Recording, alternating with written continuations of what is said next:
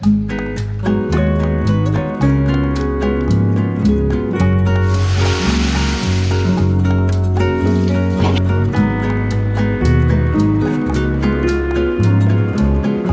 Your life में आप सबको श्वेता का प्यार भरा नमस्कार। मेरी मॉर्निंग वॉक फिर से स्टार्ट हो गई है। आजकल मैं सुबह ही उठ जा रही हूँ। जिस दिन भी हम सुबह उठ लेते हैं, मॉर्निंग वॉक कर लेते हैं, हम खुद ब खुद पॉजिटिव हो जाते हैं। हर रोज मुझसे बहुत से नए व्यूअर्स जुड़ते चले जा रहे हैं। तो अपने नए व्यूअर्स को मैं बता दूं कि मैं गवर्नमेंट क्वार्टर में रहती हूँ और मेरे घर के आगे पीछे काफ़ी जगह है जहाँ पर हम लोगों ने ढेर सारे पौधे लगा रखे हैं। आज मुझे बालों में मेहंदी लगानी है और इसी के लिए आज मेहंदी तोड़ने आई हूँ। मेरे पापा की पोस्टिंग बाहर ही रहती थी, गाँव हम लोगों ने बहुत कम देखा था। आज मैं ऐसी जगह रह रही हूँ जहाँ पेड़ पौधे आसपास ढेर सारे दिखते रहते हैं। सच में मैं अपने आप को बहुत लकी मानती हूँ।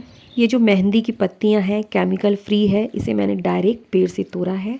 नेचुरल मेहंदी की जो पत्तियाँ होती हैं प्रोटीन और एंटीऑक्सीडेंट से भरपूर होती हैं,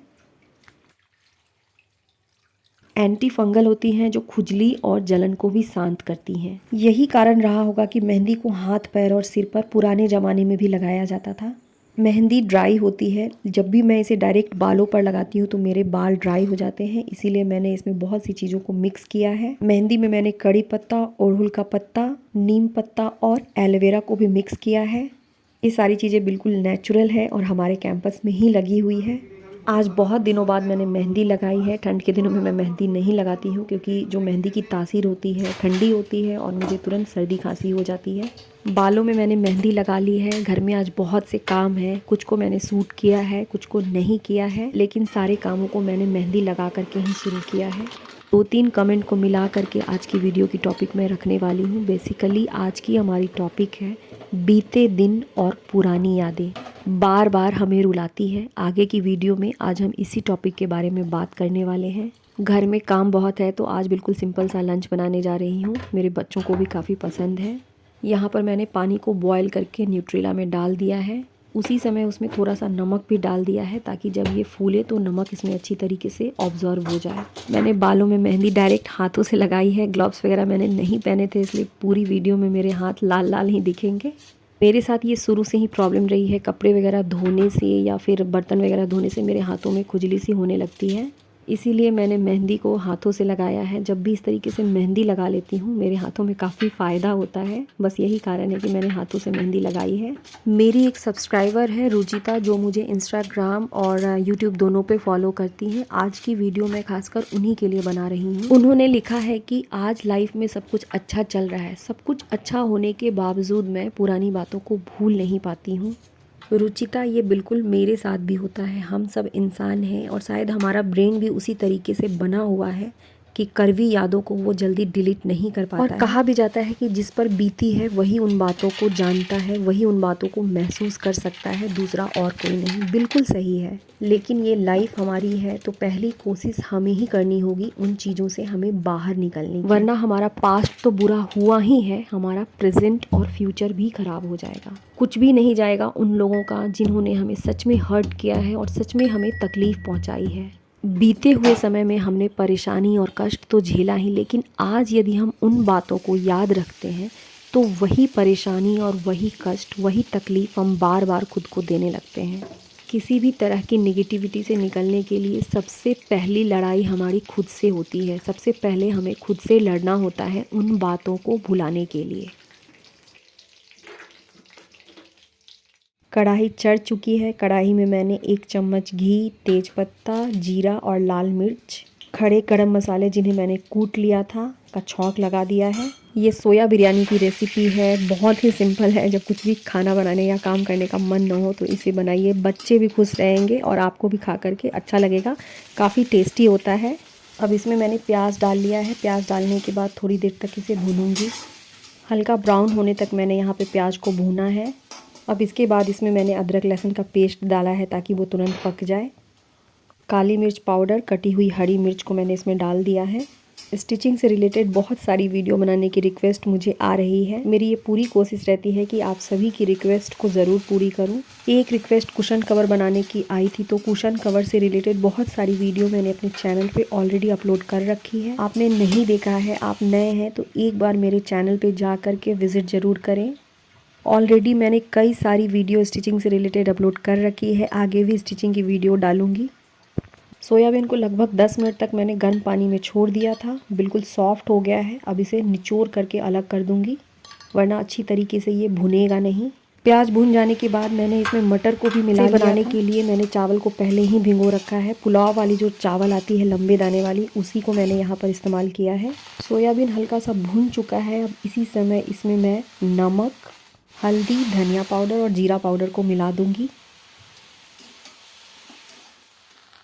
इसे ढककर मैंने थोड़ी देर के लिए पका भी लिया था और मसालों को भूनने के बाद मैंने इसमें दही को फेंट करके मिला दिया है। दही का टेस्ट बहुत अच्छा आता है। वैसे हम दही नहीं भी मिलाएंगे तो भी चलेगा। दूसरी तरफ मैंने तवा चढ़ा दिया है। तवा पर मैं मूंगफली की चटनी बनाने तवे पे मैंने मूंगफली को चढ़ा दिया है। मूंगफली को भूनते हुए हम अपने आगे की टॉपिक पे चलते हैं। मैं अपने बारे में बताती हूँ। जब भी मैं कभी बैठती हूँ, और मेरे साथ भी ये होता है कि बहुत सी मेरे पास्ट की ऐसी बातें हैं जिन्हें मैं याद करना नहीं चाहती हूँ और मुझे याद आ जाती है, तब मुझे गुस्सा, चिड़चिड़ाहट या रोना आने लगता है। उस वक्त मैं पूरी कोशिश करती हूँ अपने माइंड को डाइवर्ट करने की, एक जगह से दूसरी जगह पर ले जाने की। बिल्कुल शांत होकर बैठ जाती हूँ। शांति से बैठकर सिर्फ और सिर्फ एक ही बात सोचती हूँ, ये बातें ख़त्म हो चुकी हैं, ये वक्त पूरी तरीके से गुजर चुका है। ये बातें, ये पल चाहे जितने भी बुरे क्यों न रहे हों, अब ये मेरे साथ नहीं हो रहा है। वे लोग जिन्होंने हमें तकलीफ़ पहुंचाया, उनका सिर्फ और सिर्फ एक ही मोटिव था, हमें बुरा महसूस कराना, हमें गलत साबित करना, हमें दुख पहुंचाना। आज तो सामने वाला व्यक्ति नहीं है, लेकिन उन बातों को सोचकर आज भी हम अपने आप को उतना ही हर्ट कर रहे हैं, उतनी ही तकलीफ़ में डाल रहे हैं। खुद के प्रति अवेयर होना ज़रूरी है। अपने थॉट्स को रीड करना, पहचानना बहुत ज़रूरी है। वैसे थॉट्स को झटक करके दूर कर देना बेहद ज़रूरी है, जिन्होंने हमारे पास्ट को तो बर्बाद किया ही, प्रेजेंट और फ्यूचर को भी बर्बाद कर रहे हैं। मेरे मन में जब भी इस तरीके की निगेटिव थॉट्स आते हैं, ये बातें आती हैं, मैं लंबी गहरी सांसें ले करके इन्हें निकालने की कोशिश करती हूँ। हर किसी का एक तरीका हो सकता है उन विचारों से, उन थॉट्स से निकलने का।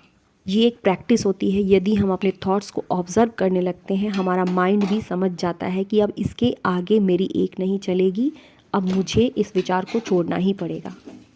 पापड़ को मैं डीप फ्राई नहीं करती हूँ, इसी तरीके से तवे पे हल्का सा ऑयल लगा करके इसे रोस्ट कर लेती हूँ। सोया बिरयानी बन करके तैयार हो चुकी है। मैंने इसके साथ सूखी आलू और मटर की सब्ज़ी बनाई है। आज मैंने मूंगफली की चटनी बनाई है। आंवला की चटनी 2 दिन पहले की ही है। लंच बन करके तैयार है।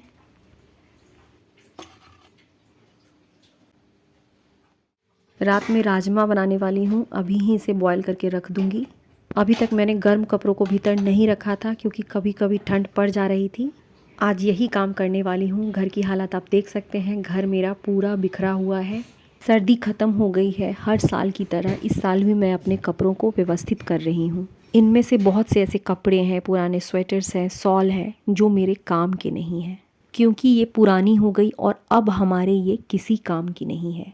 हर साल की तरह इस साल भी उन पुराने कपड़ों और स्वेटर्स को हटा दूँगी। आप भी मेरी ही तरह यही सेम काम करती होंगी, क्योंकि घर में यदि सिर्फ और सिर्फ पुराने कपड़े भर जाएं तो नए कपड़ों को रखने तक की जगह नहीं मिलती है। ठीक इसी तरीके से हमारे गुजरे हुए कल की करीबी यादें भी होती हैं। यदि उन्हें हम आज नहीं भूले तो हमारा आज तो खराब है ही, आने वाला कल भी खराब हो जाएगा। जिस तरीके से पुराने कपड़े और चीज़ों को इकट्ठा हो जाने से अच्छी चीज़ों को रखने की जगह नहीं मिलती है, ऐसे बहुत से थॉट्स हैं जो बहुत प्यारी प्यारी हैं, बहुत सी ऐसी यादें हैं जो बहुत अच्छी हैं, उनको भी रखने की जगह नहीं मिलेगी। हम केवल और केवल पुरानी और बुरी बातों में ही लगे रहेंगे।